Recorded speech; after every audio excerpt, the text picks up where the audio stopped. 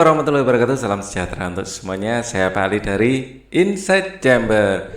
Berikut ini adalah buku tematik untuk kelas 6, tema 3, subtema yang kedua, pembelajaran yang kedua. Oke, kita akan pelajari, tahukah kamu siapakah penemu jam dan apa manfaat temuannya untuk kehidupan sehari-hari? Ya, penemu jam. Oke, kita akan lihat.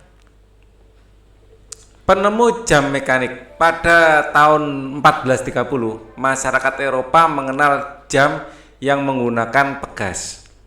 Kemudian tahun 1656 terjadi perkembangan yang pesat dengan ditemukannya jam lonceng. Pada jam ini sudah terdapat jarum penunjuk menit. Pada tahun 1920 ya ditemukan jam saku dan kemudian ditemukan jam tangan. Manusia terus melakukan inovasi untuk memiliki penunjuk waktu yang semakin tepat dan dapat digunakan sesuai kebutuhan pribadi. Sekarang teknologi jam sudah jauh berkembang. Selain jam mekanik, ada pula jam elektronik, contohnya jam digital. Manusia kemudian dapat menggunakan berbagai pilihan teknologi penunjuk waktu sebagai pedoman waktu pribadi dalam melakukan kegiatannya dalam sehari-hari. Kalau sekarang ini kita hampir nggak punya jam lagi ya, kita cukup pakai smartphone sudah ada jamnya. Jadi jam itu hanya sekarang untuk aksesoris ya, jadi atau untuk perhiasan. Jadi kita penunjuk waktu kalau sudah punya HP sudah di situ sudah ada. Jadi kalau zaman dulu waktu Pak Ali kecil ya itu punya jam itu benar-benar untuk menunjukkan waktu. Kalau sekarang punya jam itu untuk hiasan ya, lebih kepada hiasan karena ini sudah komplit, waker ada di HP ini ya, jam ada, jadi kita nggak perlu jam waker lagi. Nah, mengapa penemuan jam berkembang dari waktu ke waktu ya? Karena sifat dari penemuan memang seperti itu ya. Jadi sifat dari penemuan dari suatu teknologi ini itu terus berkembang. Sifat suatu teknologi terus berkembang. Akan selalu ditemukan inovasi-inovasi,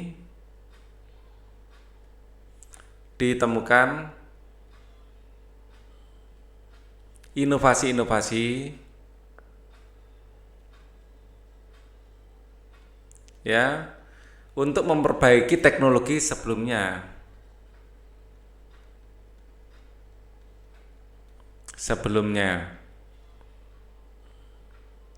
Ini tidak hanya terjadi pada jam tangan saja, pada semuanya. Roda dulunya hanya kayu digelundungkan saja, kemudian ditemukan titik tengahnya, terus kemudian dikasih as, kemudian ditemukan roda berjari-jari, kemudian roda dengan ban ya atau dengan karet ya, selalu melakukan melalui suatu proses ya. Jadi mengapa penemuan jam berkembang dari waktu ke waktu ya sama dengan yang lain, itu adalah sifat suatu teknologi terus berkembang, akan selalu ditemukan inovasi-inovasi untuk memperbaiki teknologi sebelumnya atau mengganti teknologi sebelumnya ya. Ditemukan inovasi untuk selalu ditemukan inovasi untuk akan selalu ditemukan inovasi-inovasi untuk memperbaiki teknologi sebelumnya atau mengganti teknologi sebelumnya ya, memperbaiki atau mengganti ya, untuk memperbaiki atau bahkan mengganti teknologi sebelumnya.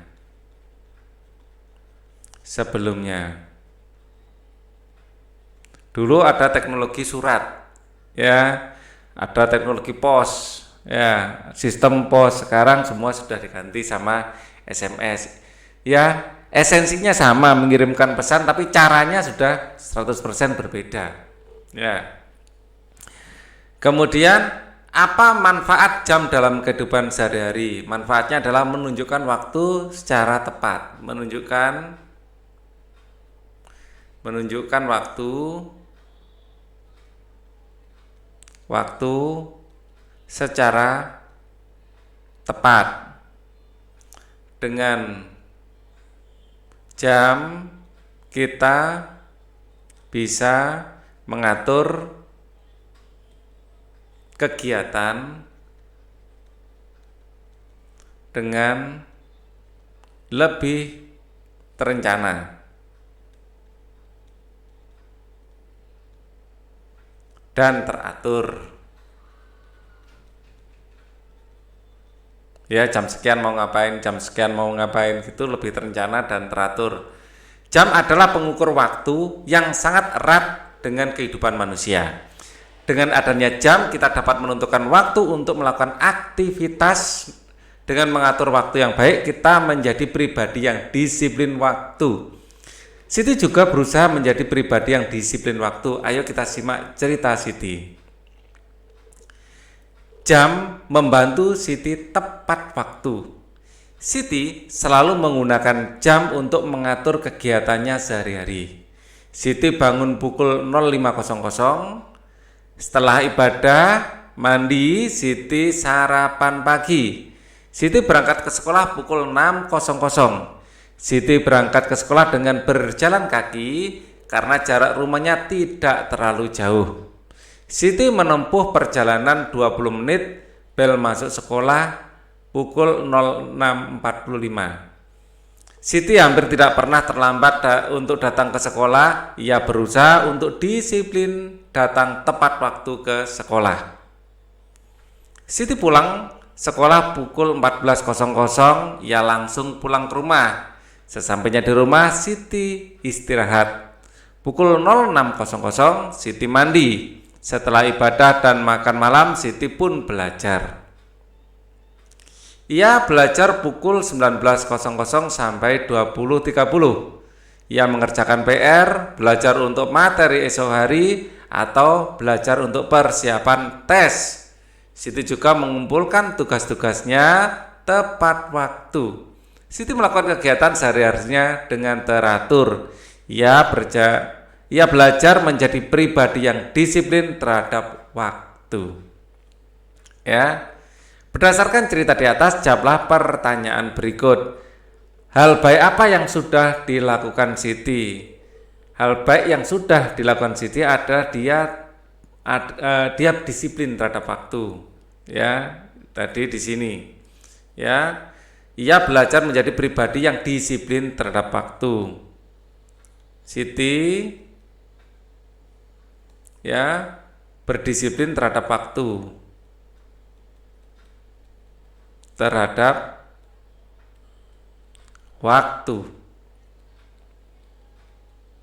ya. Jadi dia melakukan segala sesuatu tepat waktu, melakukan segala sesuatu tepat waktu.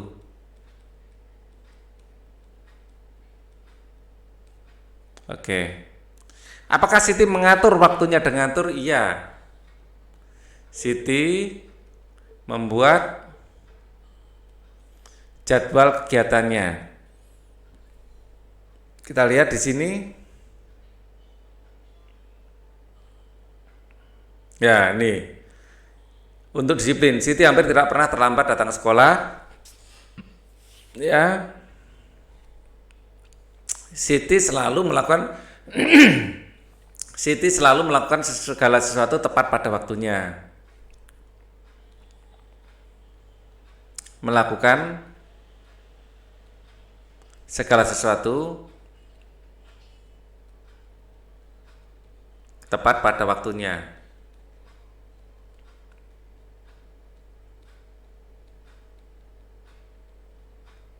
Mengapa Siti mengatur waktunya dengan teratur?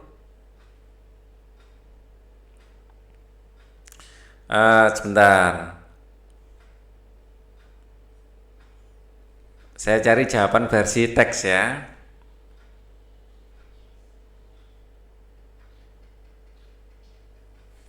Ya, karena dia ingin menjadi pribadi yang disiplin terhadap waktu. Karena Siti ingin menjadi pribadi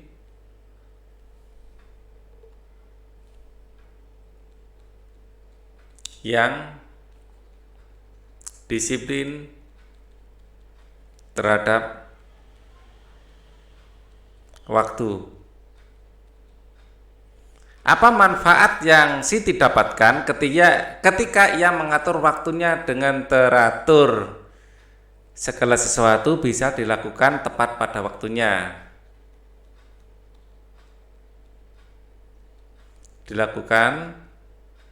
Bisa dilakukan gitu ya. Bisa dilakukan tepat pada waktunya.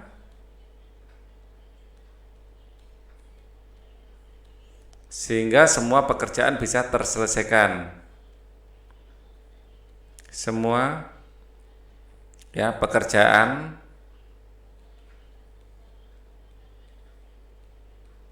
bisa diselesaikan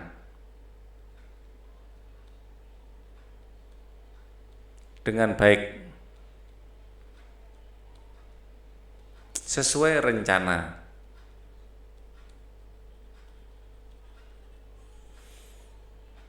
Menurutmu, apakah Siti adalah pelajar yang baik? Iya. Dia selalu melakukan segala sesuatu tepat pada waktunya.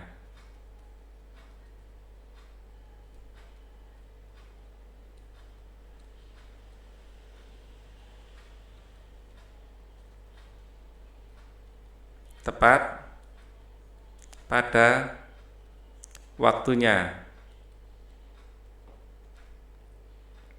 Apakah Siti melaksanakan kewajibannya sebagai pelajar? Iya. Segala sesuatu dikerjakannya dengan sesuai dengan waktu yang ditentukan.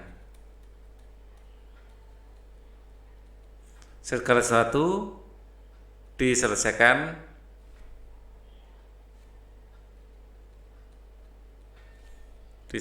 ini digabung ya. Diselesaikan pada waktunya. Misal tidak pernah terlambat,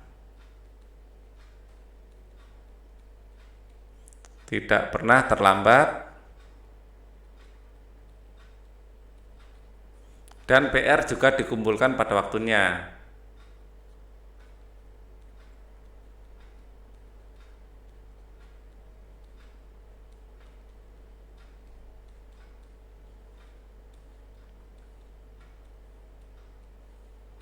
Oke. Datang ke sekolah dan mengumpulkan tugas tepat waktu adalah kewajiban seorang pelajar. Mengapa hal tersebut merupakan kewajiban?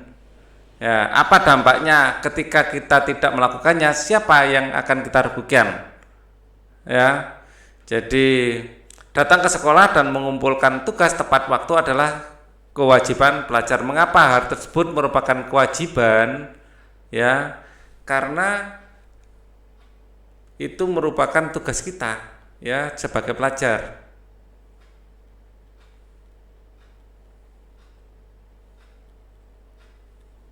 Tugas kita sebagai pelajar. Ya karena kita pelajar ya wajib melakukan tugas sebagai pelajar. Apa dampaknya ketika tidak melakukannya? Siapa yang kita kerugikan? Pekerjaan akan menumpuk, ya. Pekerjaan akan menumpuk.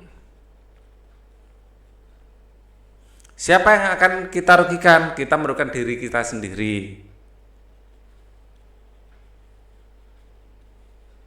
Diri kita sendiri. Kita lihat di sini. Datang ke sekolah mengumpulkan tugas tepat waktu itu adalah kewajiban dia. Datang ke sekolah tepat waktu mengumpulkan tugas tepat waktu. Ya. Datang ke sekolah dan mengumpulkan tugas tepat waktu adalah kewajiban seorang pelajar. Mengapa hal tersebut merupakan kewajiban? Apa dampaknya ketika tidak melakukannya? Siapa yang kita rugikan? Datang ke sekolah tepat waktu adalah kewajiban kita. Sama ya, ini keduanya. Ini maksudnya dari sisi apa ini? Datang ke sekolah tepat waktu, mengumpulkan tugas tepat waktu adalah kewajiban seorang pelajar. Mengapa hal tersebut merupakan kewajiban? Ya, mengapa hal tersebut merupakan kewajiban? Datang ke sekolah tepat waktu ya. Ini jawaban untuk mengapa hal tersebut merupakan kewajiban, agar proses belajar mengajar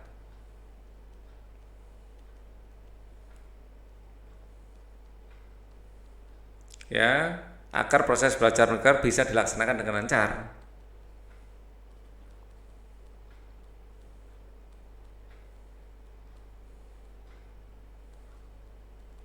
Untuk jawaban yang ini ya, mengumpulkan tugas tepat waktu ya, ini mengapa hal tersebut merupakan kewajiban, ya, agar proses pengoreksiannya, agar memudahkan guru ya mengoreksi dan memberi nilai ya. Yang pertama, yang kedua, melatih siswa berdisiplin.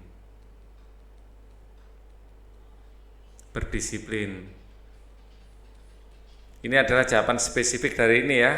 Apa dampaknya ketika tidak melakukannya? Dampak ketika tidak melakukannya adalah mungkin kita akan mendapat sanksi ya. Mendapat sanksi. Nah, sanksi diberikan atau hukuman ya, sanksi itu hukuman.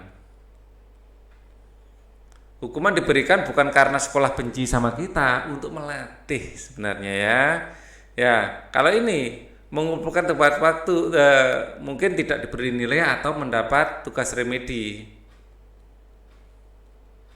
Tugas remedi. Ya.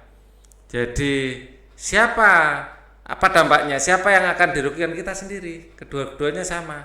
Yang dirugikan bukan siswa sih sebenarnya, siswa dan guru ya. Yang dirugikan adalah seluruh warga sekolah, karena ada satu yang nggak tepat waktu akan mengganggu yang lain, jadi nunggu kan. Nah, mengumpulkan tugas tepat waktu diri sendiri dan pengajar ya, guru. Jadi nggak rapi pekerjaannya, mau ngoreksi yang dikoreksi belum ada ya, dan diri sendiri. Oke, ini jawaban lebih spesifiknya ya. Yang tadi jawaban secara umum. Tulislah contoh-contoh kewajibanmu di rumah, di sekolah, di masyarakat.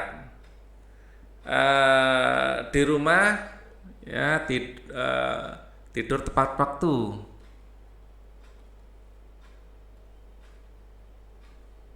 Ya, di sekolah ya datang tepat waktu.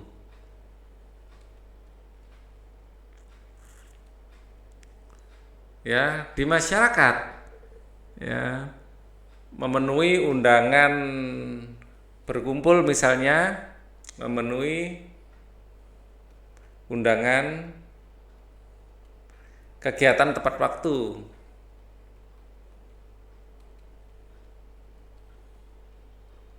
Ya, yang hubungannya dengan tepat waktu.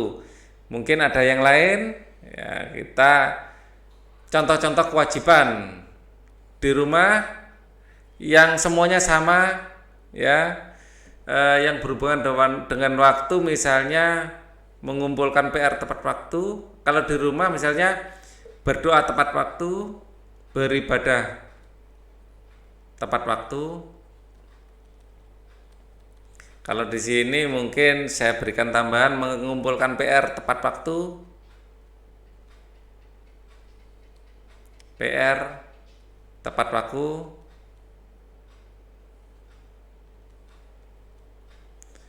membayar iuran tepat waktu,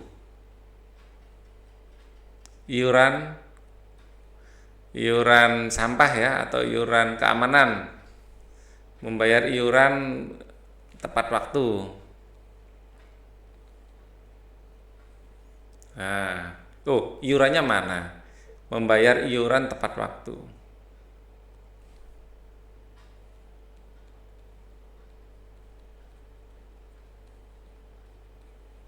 Ya, sama sebenarnya ya. Di rumah misalnya makan tepat waktu.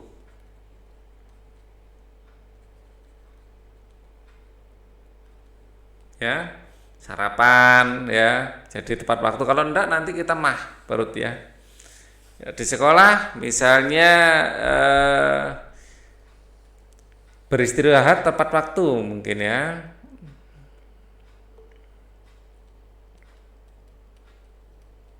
Tepat waktu. Jangan bel istirahat sudah bunyi masih santai-santai di kantin ya.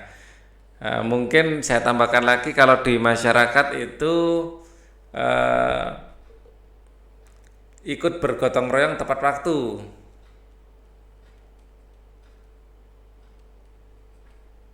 Jangan pekerjaan sudah selesai baru datang. Ya, ini adalah kewajiban-kewajiban yang kita miliki yang ada hubungannya dengan waktu. Apa itu kewajiban? Kewajiban adalah segala sesuatu yang harus kita lakukan. Yaitu kewajiban, segala sesuatu yang harus kita lakukan. Jam sangat membantu kita mengatur waktu. Kita menjadi mudah untuk menentukan kegiatan sehari-hari.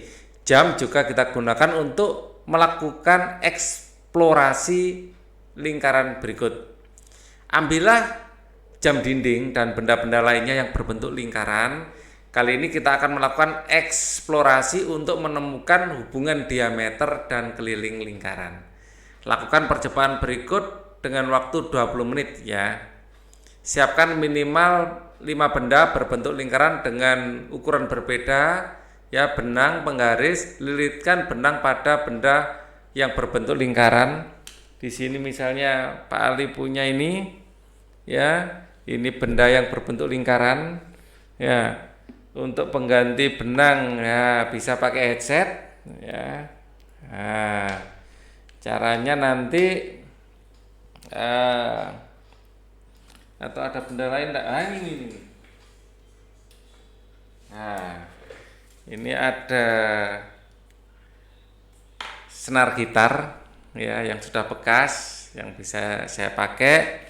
Dililitkan seperti ini ya. Lilitkan seperti ini. Ya. Jadi ini diambil tutupnya aja lebih enak. Diambil tutupnya ini terus dililitkan. Dililitkan. Ya, dililitkan, nah seperti ini, ya, dililitkan seperti ini, nah terus ini diukur panjangnya berapa pakai penggaris, ya. Nah, kalian melakukan hal yang sama, pakai penggaris, ukurlah panjang benang dengan penggaris, kamu akan menemukan keliling lingkaran. Ya, jadi ini ada beberapa benda, bisa spidol, bisa kaleng, bisa botol. Nanti kalian bikin keliling ke sini, lalu ini diukur. Ya, di sini 6 cm. Ya, terlihat di situ kalau kita zoom, ya 6 cm lebih sedikit, 6,2 mungkin itu ya. Jadi tidak pas 6 cm, itu mungkin 6,2 cm misalnya. Ya. Kita lihat yang untuk lem ini kita kaleng ini ya, kita lingkarkan terus benangnya kita ukur di sini 10 cm. Terus kita punya lagi botol. Ya, botol ini agak panjang sampai 16 cm. Ini kita lilitkan, ya. Setelah kita liliti benang, benangnya kita ukur di sini, ya. Ternyata adalah 16 cm. Ya. Di sini kita ukur panjangnya ternyata 16, ya. Oke, di sini 16 cm. Ini contoh, ya. Ukurlah diameter benda, mengukurnya dari sini ke sini. Dari sini ke sini. Ya, ukurlah diameter benda tersebut, pastikan cara mengukurmu benar. Jadi pas di tengah melewati titik pusatnya di sini. Jika pusat lingkaran terlihat, kamu dapat langsung mengukur panjang diameter lingkarannya. Jika titik pusat lingkaran tidak terlihat, kamu dapat mencetak benda tersebut pada kertas dan mengguntingnya. Lipat guntingan menjadi 4 bagian yang sama besar, kamu akan menentukan titik pusatnya. Kayak kemarin ya, kita nggak tahu titik pusatnya di mana. Kalau ini kelihatan titik pusatnya, ya, ada titiknya di situ, bisa kita hitung langsung melewati. Kalau enggak, ya kita cetak terus kita lipat kayak sebelumnya, mana bekasnya enggak ada, ya. Terus habis itu kita ukur, ya. Nanti kita ukur di sini, ya, bendanya misalnya apa, di situ adalah tutup toples, ya. Tapi Pak Ali di sini sedang tidak punya ini, ya, tidak punya penggaris, ya, tidak ada penggaris, tidak siap dengan penggaris, ya. Jadi nanti akan kalian ukur, ya, terus kalian isi sendiri itu. Kalian ukur, kalian isi sendiri. Memang harus benda-benda di sekitar kalian, ya. Hasilnya ditaruh di sini, ya, ditaruh di sini. Nah, nanti berdasarkan tabel di atas jawablah pertanyaan berikut. Jika keliling lingkaran semakin besar, apa yang terjadi dengan diameter? Ya, jika semakin besar keliling lingkaran, diameter semakin besar. Karena keliling itu berbanding lurus dengan diameter. Semakin besar keliling lingkaran,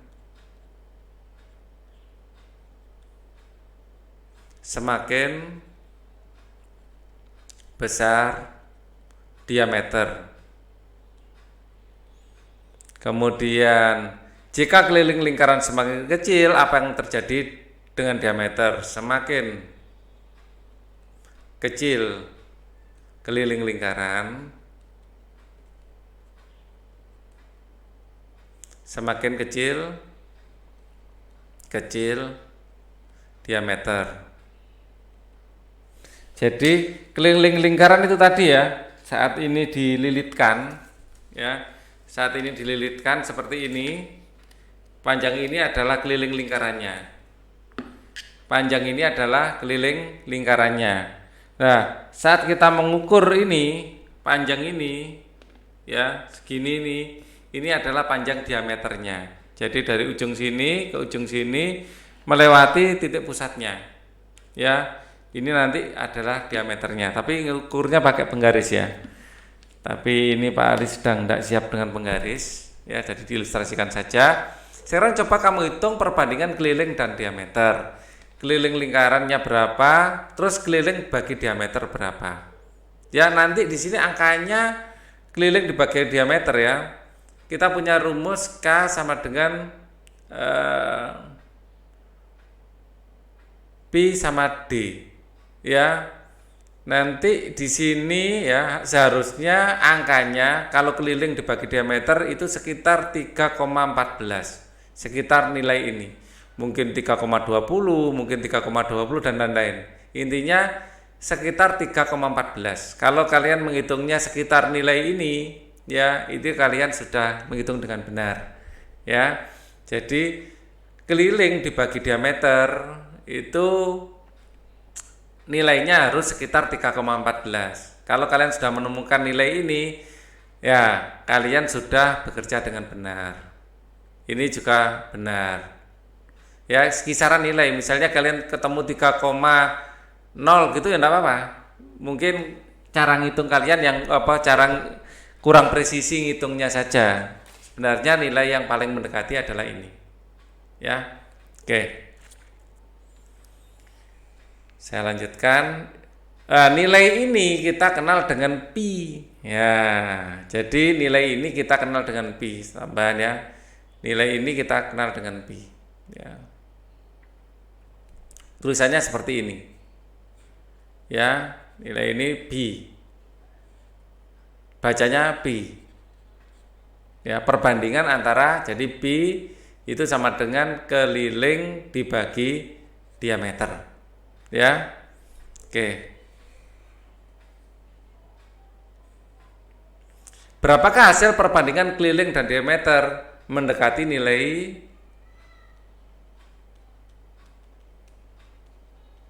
3,14 atau 22/7? Ya, ini hasil keliling dibagi dengan diameter mendekati 3,14 atau 22,7. Nilai tersebut dinamakan pi. Ya, pi. Keliling lingkaran dilambangkan dengan K, diameter dilambangkan dengan D, serta perbandingan keliling dan diameter adalah B. Tulislah hubungan antara K, D, dan B. P ya adalah keliling dibagi diameter. Ya, tulislah hubungan K sama dengan, dibikin K sama dengan ya. Keliling sama dengan B kali diameter. Tulislah hubungan antara K, P, dan D. KR dan P. Ya. Jadi keliling karena diameter adalah 2 kali R, maka keliling sama dengan 2 dikali B dikali R. Ini rumus keliling. Ya. Tulislah rumus keliling lingkaran dalam D. Ya. Atau sebentar. Oh, mungkin ini disuruh pi sama dengan ya. Oke. Ini kelihatannya sama, penulisnya diminta pi sama dengan. Oke, kita mundurkan sedikit. Ya, diminta dan pi ya. Jadi ini mungkin gini jawabannya, yang diminta adalah keliling lingkaran bagi diameter ya. Pi juga bisa dinyatakan keliling lingkaran bagi 2R karena D sama dengan 2R, seperti itu. Di sini karena diminta gini, tulislah rumus keliling lingkaran. Keliling lingkaran bisa pi kali D atau keliling lingkaran juga bisa 2pi R. Oke, tulislah rumus keliling lingkaran dalam R. Nah, ini yang kedua ini. Ternyata di bawah. 2πr. Keliling dia bisa diartikan 2πr. Pi-nya kok kurang sip. Ya. Ya. Oke. Berarti ini dikalikan ya, 2 kali pi kali r. Kalau pi terus d ya disandingkan gini, berarti nanti pi kali d. Sebuah lingkaran mempunyai jari-jari 10 cm. Hitunglah keliling lingkaran tersebut. Keliling sama dengan, ini jari-jari, rumusnya adalah 2 kali pi dikali r. Maka sama dengan 2 kali ya 3,14 kali 10. Ya. 2,314 adalah 6,28 dikali 10. Ini akan menjadi 62,8, satuannya adalah cm. Sebuah lingkaran mempunyai keliling 44. Hitunglah diameter lingkaran. Keliling adalah pi kali diameter. Ya.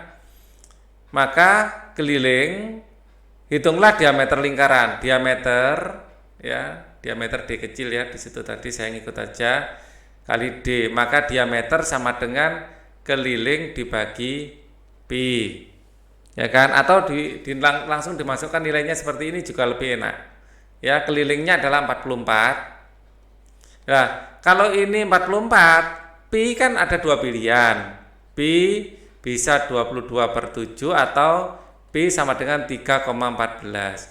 Kalau dikalikan dengan 10 seperti ini, kita pilih pi-nya yang 3,14, lebih mudah. ya, karena pilih pi sama dengan 3,14 karena dikalikan 10, karena dikalikan 10. Tetapi kalau dikalikan dengan angka 44 lebih enak kita pilih 22/7 kali D. Kenapa? Nyoretnya lebih mudah. Ya, 44 dibagi 22 ini akan mendapat 2. Ya, ini dibagi 22 2. Dibagi 22 adalah 1. Ya, maka dikalikan silang ke sini 7 kali 2 adalah 14. Diameternya adalah 14. 14 dapat dari mana? Ini dikalikan silang. Ya, 7 dikalikan 2. Kalau ini tadi dicoret sama-sama dibagi 22. Ini dibagi 22 dapat 2, ini dibagi 22 dapat 1. Ya. Maka kita dengan cepat mendapatkan D itu 14. Pilihan kita ya 22/7 atau 3/14 ini menentukan seberapa cepat kita ngerjakan dan seberapa mudah. Ya. Pahami teknik coret-mencoret seperti ini, pekerjaan kalian akan menjadi cepat kalau paham. Sebuah lingkaran mempunyai keliling 6,28. Nah, ini kita pasti hubungannya dengan 3,14. Hitunglah jari-jari. Keliling sama dengan jari-jari ya, 2 kali pi kali R. Kelilingnya adalah 6, 2, 8 sama dengan 2 kali ini pilih aja 3,14. Ya, kali R. Kalau ini kalikan 6, 2, 8 sama dengan ini kalau dikalikan ya, ini dapat 6,28 kali R. Maka R sama dengan 628 dibagi 6,28. Maka R-nya akan dapat 100. Ya, karena di sini di belakang koma ada 2, di sini tidak ada di belakang komanya. Kalian bisa ngecek dengan kalkulator. Ya, jadi di sini sama-sama dibagi 6,28 dapat 100, ini dapat 1. Ya, satuannya apa? Jari-jari lingkaran ini dalam sentimeter, ini dalam sentimeter. Jangan lupa jari-jarinya. Ini tadi sudah. Lah, ini belum saya kasih kesatuan. Harus dikasih satuan. Lagi. Jari-jari sebuah lingkaran 28. Berapakah kelilingnya? Keliling diketahui jari-jarinya. Kita pakai 2 pi R. 28 bisa dibagi 7. Ya, ini bisa dibagi 7. Maka kita pilih 22/7. Ya, bisa dibagi 7. Maka kita pilih yang 22/7. Pilih pi adalah 22/7. Lebih mudah. Ya, maka ini kalian akan dapatkan nanti 2 dikali 22/7 dikali 28. Nah, 28 bagi 7 dapat 4. Ini bisa kita coret. Ya, 28 bagi 7 dapat 4. Kita tinggal kalikan 2 kali 22 adalah 44. 44 dikalikan 4 sekarang. 44 dikalikan 4. 4 kali 4 16, nyimpen 1. Ya, 4 kali 4 16 tulis 6 tambah 1 jadi 17. 176. 176 satuannya di sini sentimeter, di sini juga sentimeter. Apakah kamu sudah tepat waktu untuk menyelesaikan tugasmu mencari keliling lingkaran? Apa yang masih menjadi kesulitanmu? Ya. Mungkin yang penting kalian milih pi ini 22/7 atau pi ini sama dengan 3,14 ini akan menentukan seberapa cepat kalian mengerjakan. Bisa tepat waktu kalau pilihannya tepat. Ketika kamu menggunakan waktu dengan baik untuk mengerjakan tugas yang kamu kerjakan akan selesai tepat waktu. Terus berlatih untuk tepat waktu dalam mengerjakan tugas ya. Nah, sekarang kamu akan berlatih kembali menyanyikan lagu Maryam Tomong. Gunakan waktu berlatihmu dengan baik ya. Oke, kita akan menyanyikan sekali lagi lagu Maryam Tomong. Ya, nanti Pak Ali akan mencontohkan, terus Pak Ali mengiringi kalian yang menyanyi. Ya, dilatih biar semakin terampil. Ya, oke, diingatkan lagi lagunya.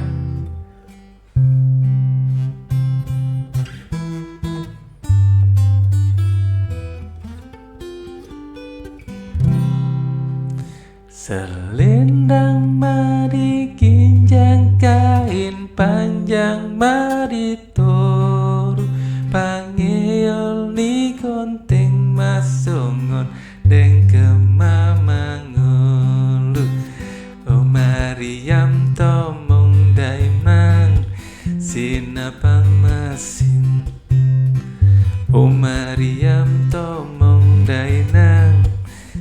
sinabang masin. Sekarang coba kalian nyanyikan sendiri ya. Pak Ali akan mengiringi. Dilatih sampai bisa. Oke?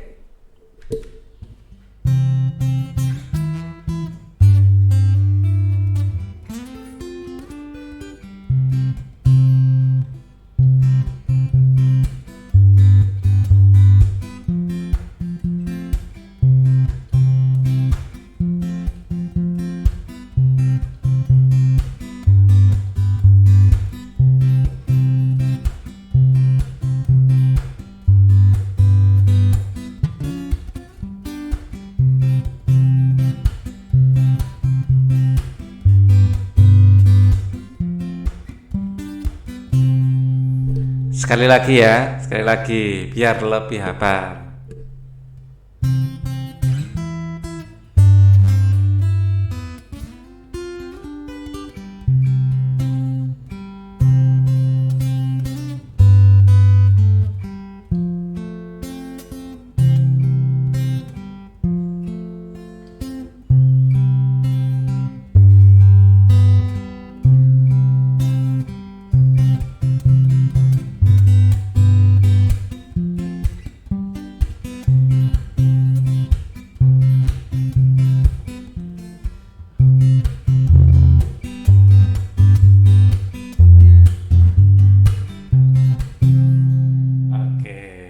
Maaf ada kesalahan tadi ya.